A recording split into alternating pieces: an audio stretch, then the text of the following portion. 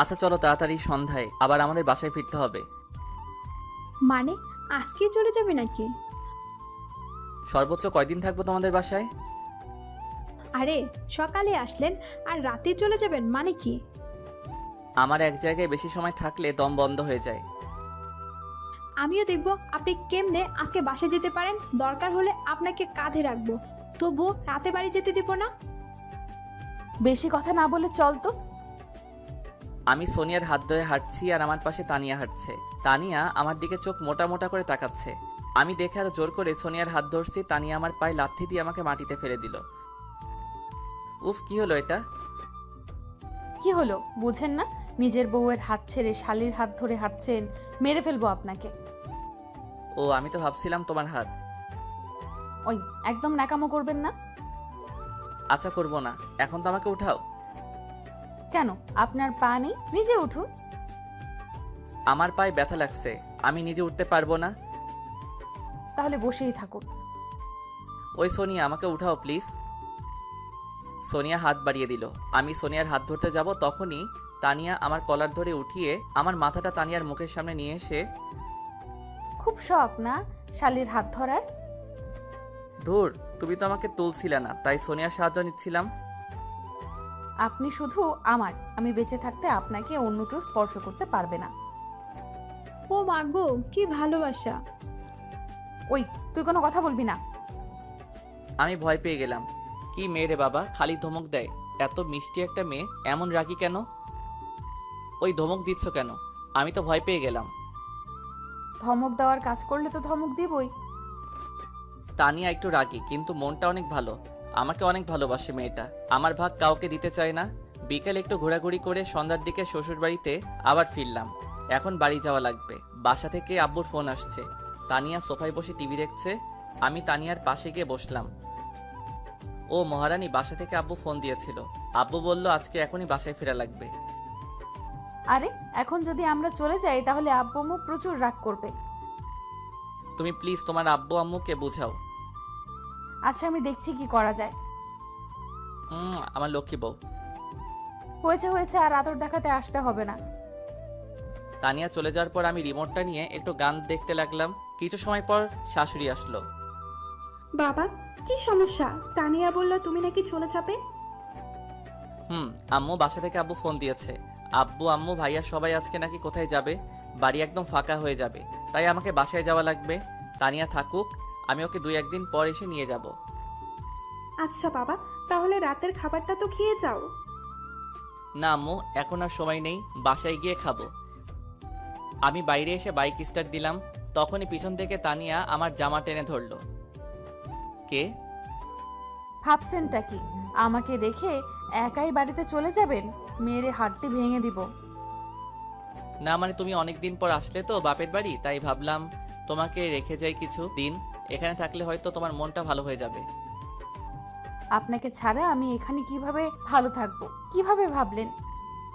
আচ্ছা সরি বাবা, আমার ভুল হয়ে গেছে। এখন তাড়াতাড়ি গুছিয়ে আসো তো। তানিয়া সবকিছু গুছিয়ে আসলো। আমি বাইক চালাচ্ছি। তখন রাত 7টা বাজে। আমাদের বাসায় ফিরতে 1 ঘন্টা সময় লাগবে। অবশেষে বাসায় ফিরে দেখি আম্মু আব্বু ভাইয়া ভাবি সবাই গুছিয়ে বসে আছে। ভাইয়া, কোথায় যাবি তোরা? আমার শ্বশুর বাড়ি। তো তুই আর ভাবি যা, আব্বু আম্মুর যাওয়ার কি দরকার? ভাবি আমার দিকে চোখ মোটা মোটা করে তাকাচ্ছে। সরি ভাবি, আপনারা সবাই জানতো কবে বাসায় ফিরবেন? কালকে সকালে। আচ্ছা যান। আব্বু আসলো, এসেই বাড়ির সব রুমের চাবি তো আমার হাতে দিল। আরে এতগুলো চাবি আমি রাখতে পারবো না। আরে গাদা, চাবিগুলো বৌমার হাতে দে। আমি খুব ভালো করে জানি তোর এই চাবি রাখার কোনো যোগ্যতা নেই। আমি তানিয়ার হাতে চাবিটা দিয়ে উপরে চলে যাচ্ছি, তখনই আব্বু আমাকে ডাক দিল। ওই শুভ, কই যাচ্ছিস? রুমে। কেন? বৌমাকে রেখে তুই একা রুমে যাচ্ছিস? বৌমাকে নিয়ে যা বলদ। আজব তো, তোমার বৌমাকে কি কোলে করে নিয়ে আসবো? দরকার পড়লে কোলে করেই নিয়ে যাবি, কিন্তু ওকে একা কখনো রেখে কোথাও যাবি না। আচ্ছা তাহলে আমি তখন ওয়াশরুমে যাব, তখনও তোমার বৌমাকেও নিয়ে যাব, কেমন? আমার কথা শুনে সবাই হাসতে লাগলো। আমি তানিয়ার হাত ধরে টেনে আনতে গেলাম, কিন্তু তানিয়া আসে না। কি হলো, চলো। আমার পায়ে ব্যথা লাগছে। আমি হাঁটতে পারবো না। আরে কখন ব্যথা লাগলো? কখন ব্যথা লাগলো তোকে বলা লাগবে নাকি? বৌমাকে এখন কোলে করে নিয়ে যা রুমে, গিয়ে ডাক্তারকে ফোন দে। আমি কোনো উপায় না পেয়ে তানিয়াকে কোলে নিলাম। আমার কাণ্ড দেখে সবাই মুচকি মুচকি হাসছে। আমার তখন প্রচণ্ড রাগ হচ্ছে, মন চাচ্ছে তানিয়াকে কোল থেকে ফেলে দেই। তানিয়া আমার মুখের দিকে তাকিয়ে মুচকি মুচকি হাসছে। আমি আর রাগ কন্ট্রোল করতে পারলাম না। রুমে এসে তানিয়াকে বেডের উপর ছুঁড়ে ফেলে দিলাম। ও মা গো, কোমরটা বুঝি ভেঙেই গেল। আহারে বাবু, খুব শখ বুঝি আমার কোলে ওঠার? কেমন লাগে এখন? ওয়েট, আপনার ব্যবস্থা করতেছি। তানিয়া ফোনটা নিয়েই আব্বুকে ফোন দিল। কি হয়েছে বৌমা, কোনো সমস্যা? আব্বু, আপনার ছেলে আমাকে। বলতেই আমি তানিয়ার পা জড়িয়ে ধরলাম। প্লিজ আমার মিষ্টি বউ, আব্বুকে বলো না গো। আব্বু জানতে পারলে আমাকে গুলি করে মারবে। না মানে আব্বু, আপনার ছেলে আমাকে অনেক ভালোবাসে। ধুর পাগলি, এই কথাটা বলার জন্য বুঝি ফোন দেয়া লাগে? তানিয়া আমার কলার ধরে টান দিয়ে কাছে নিয়ে এসে, দেখলেন আমার ক্ষমতা? বাবা খুব দেখছি, আর একটু হলে আব্বুর হাতে আমার জীবনটা যেত। জানেন, আপনি যখন বলেছিলেন আপনার গার্লফ্রেন্ড আছে, আমাকে ডিভোর্স দিবেন, ওই দিন আমার মাথায় আকাশ ভেঙে পড়েছিল। আমি তো ভাবছিলাম সুইসাইড করব। ওই পাগলি, একদম চুপ। এই বাড়ির মানুষগুলো আমাকে এত ভালোবাসবে আমি বিয়ের আগে কখনো কল্পনাও করিনি। আমি শুনেছি বিয়ের পর নাকি স্বামীর বাড়িতে প্রথমে চাকরানির মতো থাকতে হয়, শাশুড়ির সাথে নাকি ঝগড়া হয়, স্বামী নাকি ভালো ব্যবহার করে না। আমি বিয়ের দিন আব্বু আম্মুকে ছেড়ে আসতে পারছিলাম না, এতটা কষ্ট হচ্ছিল। কিন্তু এখন আমি এই বাড়ি ছেড়ে কোথাও থাকতে পারি না। বড্ড ভালোবাসি এই বাড়ির মানুষগুলোকে। আমাকে ভালোবাসো না বুঝি? বাসি তো, খুব ভালোবাসি। তাহলে আমার উপর সবসময় অত্যাচার করো কেন? আপনি যাতে আমাকে ভয় পান, আমাকে ছাড়া অন্য মেয়ের দিকে না তাকান। আমি আপনাকে কখনো হারাতে পারবো না। যার সন্দেহটা বেশি তার ভালোবাসাটাও বেশি। আমি তানিয়ার চোখে পানি দেখে নিজের চোখেও পানি আটকাতে পারলাম না। আমি তানিয়াকে বুকে টেনে নিলাম। তানিয়া আমাকে শক্ত করে জড়িয়ে ধরে কান্না করতে লাগলো। তানিয়ার চোখের পানিতে আমার শার্ট ভিজে যাচ্ছে। আরে পাগলি, তুমি শুধু এই বাড়ির বউ না, তুমি এই বাড়ির মেয়েও। তোমাকে আমার আব্বু আম্মু মেয়ের চোখে দেখে। তারা তোমাকে কখনো হারাতে চায় না, তারা সবসময় তোমাকে তাদের পাশে চায়। আর তুমি যেদিন থেকে আমার জীবনে আইছো, সেই দিন থেকে আমার জীবনটা বদলে গিয়েছে। আপনি আমাকে পেয়ে খুশি না বুঝি? না, আমি শুধু খুশি না, আমি মহা খুশি। আমি সারা জীবন আল্লাহর কাছে যেমন মানুষ চাইছি, আল্লাহ আমাকে তার চেয়েও ভালো একজন জীবনসঙ্গী দিয়েছে। তানিয়া আমাকে আরো শক্ত করে জড়িয়ে ধরলো। আরে পাগলি, কি করছো? ছাড়ো। না, আজকে সারা রাত আপনাকে এইভাবে জড়িয়ে ধরে রাখবো।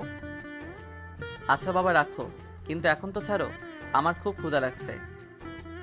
ধুরবার। আমি তানিয়াকে নিয়ে নিচে গিয়ে রান্নাঘরে গেলাম। রান্নাঘরে গিয়ে দেখি কিছুই নেই। তারপর ফ্রিজ খুললাম। হায় আল্লাহ, ফ্রিজেও কিছু নেই। এখন কি হবে? আমার তো প্রচুর ক্ষুধা লাগছে। ওই তানিয়া, বাসায় তো কিছুই নেই, এখন কি হবে? এখন তাহলে রান্না করতে হবে। তাহলে রান্না করা শুরু করে দাও। কি? আমি তো রান্না করতে পারি না। তুমি কেমন মেয়ে যে কিনা রান্না করতে পারে না? আব্বু আম্মু কখনো রান্নাঘরে ঢুকতে দেয়নি। আচ্ছা, কোনো সমস্যা নাই, আমি রান্না করতে পারি। চলো আজকে আমি রান্না শিখাবো। কি? আপনি রান্না করতে পারেন? অল্প অল্প। আমি অনেক আগে থেকে ভেবে রেখেছিলাম যে বিয়ের পর বউ পিটিয়ে বাপের বাড়ি পাঠিয়ে দিব, তারপর নিজে একা একা রান্না করে খাবো। কি? আপনি আমাকে মারবেন? ও মা গো, পাগল নাকি? তুমি যে জিনিস, তোমাকে মারলে তো তুমি আমাকে পিটিয়ে হাসপাতালে পাঠিয়ে দিবে। আপনি বুঝি আমাকে ভয় পান? প্রচুর ভয় পাই, আবার প্রচুর ভালোবাসি।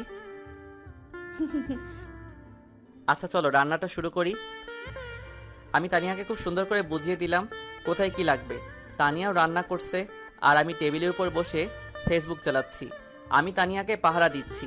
মেয়েটা আজকেই প্রথম রান্না করছে, যদি কিছু হয় এই ভয়ে ওর পিছনে বসে পাহারা দিচ্ছি। তানিয়ার রান্না শেষ হলো। আমি আর তানিয়া হাতে হাতে খাবারগুলো টেবিলে নিয়ে আসলাম, তারপর খেতে বসলাম। উফ, ওমাগো, এত ঝাল লাগে কেন? আমি তো তোমাকে বলেছিলাম অল্প ঝাল দিতে। আমি ঝাল পছন্দ করি, তাই ঝাল বেশি দিয়েছি। ও মা, চোখে সর্ষের ফুল দেখছি, পানি খাবো। না, পানি হবে না। ও মাগো, পানি না দিলে মরে যাব, প্লিজ পানি দাও। পানি দিতে পারি, কিন্তু আমার একটা আবদার আজকেই পূরণ করতে হবে। আচ্ছা, পূরণ করব। এখন তো পানিটা দাও। তানিয়া আমাকে হাতে পানির জগ দিল। আমি হাফ জগ পানি খেয়ে নিলাম, তবুও ঝাল কমছে না। তানিয়া, ফ্রিজে মিষ্টি আছে নাকি? আছে, কিন্তু দেওয়া যাবে না। প্লিজ মজা করো না, তাড়াতাড়ি মিষ্টি নিয়ে আসো। আমার জ্ঞান থাকতে আর কখনো তোমাকে রান্না করতে পাঠাবো না, দরকার পড়লে না খেয়ে থাকবো। আদরের বউকে রান্না করতে দিলে এমনই হয়। বাবা, আমার ভুল হয়েছে। খাওয়া দাওয়া শেষ করে রুমে গিয়ে সোফায় আমি বসে আছি আর তানিয়া আয়নার সামনে বসে আছে। কিছু সময় পর তানিয়া আমার পাশে এসে বসলো। এবার আমার আবদারটা রাখুন। কি আবদার? আমাকে আজকেই বাবু দিবেন। বাবু দেয়া যায়, কিন্তু তুমি যদি বাবুকে পেয়ে আমাকে আর না ভালোবাসো তাহলে আমি তো মরে যাব। তানিয়া আমার কলার ধরে বুকের উপর নিয়ে এসে, ওই, তুই জানিস আমি বাবু পাইলে তোকে ভুলে যাব? আমি বুঝতে পারলাম মহারানী প্রচুর রেগে গিয়েছে। না মানে, অনেকেই তো বলে মেয়েরা বাবু পাইলে নাকি স্বামীকেই ভুলে যায়। আমি আপনাকে কখনোই ভুলবো না, এটা আপনি আমার উপর বিশ্বাস রাখতে পারেন। বলেই তানিয়া আমার কলার ধরে টেনে বেডের উপর নিয়ে আমার উপর ঝাঁপিয়ে পড়লো। ওয়েট ওয়েট, আবার কি হলো? দেখো মিষ্টি বউ, আমি একে তো পিচ্ছি, তার উপর আবার প্রথম। এমন কিছু করো না যাতে তোমার পিচ্ছি বরটার কিছু হোক, আমার কিন্তু প্রচুর ভয় লাগে। আজব তো, মেয়েরা ভয় পায় শুনেছি, কিন্তু আজকে দেখি আমার বরটা ভয় পায়। আরে, আমি তো আজকে প্রথম দিন। কিচ্ছু হবে না, আমি আছি তো। এবার তানিয়াকে আমি ধাক্কা দিয়ে বিছানাতে ফেললাম। ওর ঠোঁটে আবার আমার ঠোঁট মিশিয়ে দিলাম। ওর ঠোঁট ছেড়ে এবার থুতনিতে চুমু খেলাম। এভাবে চোখে, গলায়, ঘাড়ে চুমোতে চুমোতে ভরিয়ে দিলাম। আজ আমার প্রতিটা স্পর্শে তানিয়া কেঁপে কেঁপে উঠছে। এভাবে আমরা দুজন দুজনের ভালোবাসায় মিশে হারিয়ে গেলাম অতল সমুদ্রে। যে সমুদ্রে যেতে হলে লাগবে প্রচুর ভালোবাসা আর সাথে ভালোবাসার মানুষ। দুইজন মধুর মিলনে লিপ্ত হয়ে গেলাম। বাকিটা না হয় ইতিহাস থেকে যাক।